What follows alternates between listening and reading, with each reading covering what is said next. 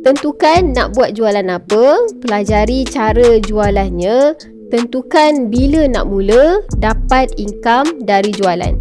Proses membina jualan sebenarnya tidak rumit, tetapi ia perlu dibuat dengan tertib yang betul. Masalahnya hari ni, ramai orang terbalikkan susunan ni. Mereka mahu income dulu tapi belum jelas apa yang mahu dijual dan bagaimana kaedah menjual. Seluruh kandungan buku siri jualan yang sudah dituliskan adalah berdasarkan kaedah jualan yang terkini, namun disampaikan dengan cara yang sangat sederhana.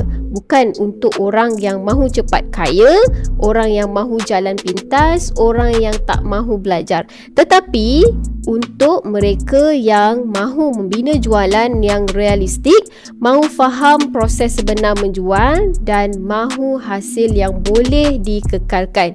Tujuan mempelajari jualan bukan sekadar pandai bercakap, tetapi supaya anda ada bisnes yang benar-benar menghasilkan.